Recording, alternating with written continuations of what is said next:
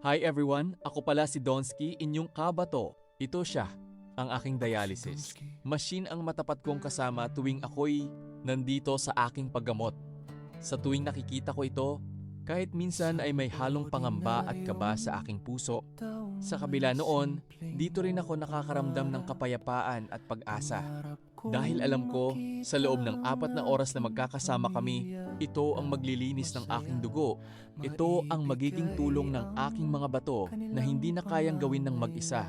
At ito naman, ang aking upuan, naging pangalawang upuan ko na sa buhay ko.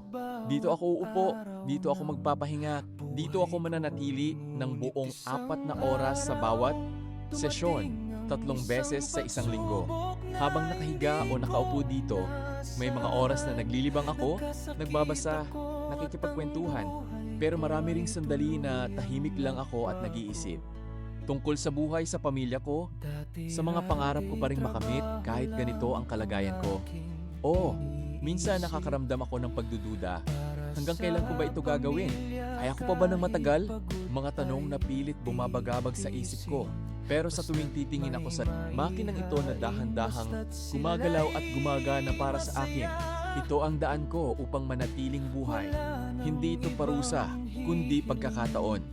Pagkakataong makasama pa ang mga taong mahal ko, makapagbahagi pa ng aking kwento at maging inspirasyon sa inyong lahat.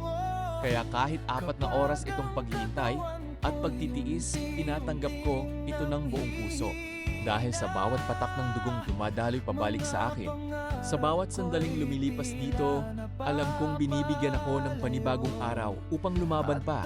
Kung ikaw man ay nasa katulad na sitwasyon o may kilala kang dumadaan dito, sabihin mo sa kanila, kaya mo ito. Ang makinang ito, ang upuang ito, hindi ito dulo ng lahat. Ito ang tulay patungo sa mas marami pang araw na puno ng pag-asa. At sa upuang ito na nagpapatatag sa akin sa bawat pagdaloy ng oras, nauunawaan ko. Kasama ko sa bawat hakbang ang kwento ko at bakit ako nandito. Sa mga oras na ito, dumating na ang ating nurse. Walang iba kung si Ma'am Mariel. Hi po ma'am. Binati ko siya ng may ngiti kahit may halong kaba ang puso ko. Dito na nagsisimula ang ating unang sesyon ng paggamot sa dialysis.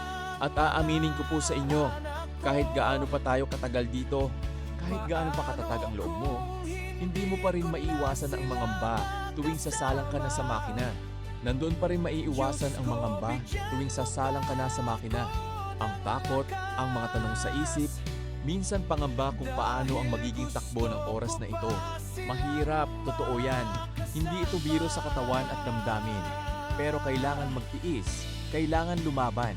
At ang dahilan ko, napakasimple lang para sa aking pamilya. Makasama lang sila, makita silang lumaki, makapiling pa ng matagal ang mga mahal ko sa buhay. Sulit-sulit ang lahat ng ito. Madalas may nagtatanong sa akin, paano ba talaga, Donsky, paano ka nauwi dito sa dialysis?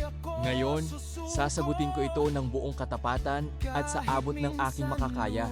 Hindi lang para ipaliwanag ang kwento ko, kundi para kayo naman ay huwag nang dumaan dito katulad ko. Maraming dahilan kung bakit nasisira ang ating mga bato at nauuwi sa dialysis. At ito ang pinakamadalas. Una, ang mataas na presyon o high blood. Kapag laging mataas at hindi nababantayan, parang binabato-bato nito ang maselang salaan ng ating bato araw-araw hanggang sa mapagod at masira ito ng tuluyan. Madalas walang senyales kaya tinatawag itong tahimik na pumatay. Pangalawa, diabetes o mataas na asukal sa dugo. Kapag laging mataas ang antas ng asukal, dahan-dahan nitong sinisira ang maliliit na ugat at daluyan sa loob ng ating mga bato. Unti-unti silang nawawalan ng kakayahang magsala hanggang sa hindi na ito kayang gawin pa. Pangatlo, ang mga kinakain at iniinom natin. Sobrang alat, masyadong matatabang pagkain, madalas pagkain ng dilata at mga inuming may asukal. Soft drinks araw-araw, unti-unti itong nagpapabigat ng trabaho sa ating mga bato hanggang sa mapagod at sumuko na lang ito.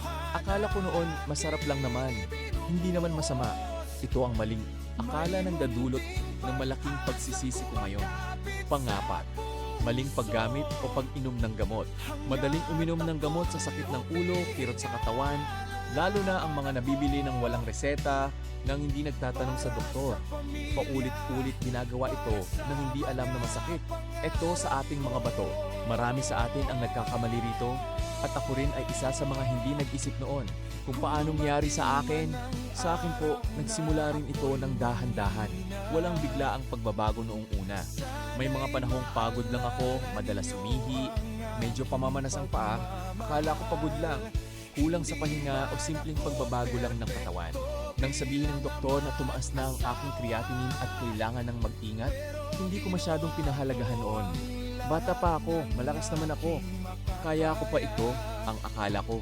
Tulad ng marami, akala ko malayo pa ang sakit sa bato sa akin. Patuloy ang dating gawi, hindi na bago ang pagkain, hindi masyadong binantayan ang aking kalusugan, hanggang sa dahan-dahan ay unti-unting bumigay ang aking mga bato. Ang mga babala ay dumarating ng paunti-unti.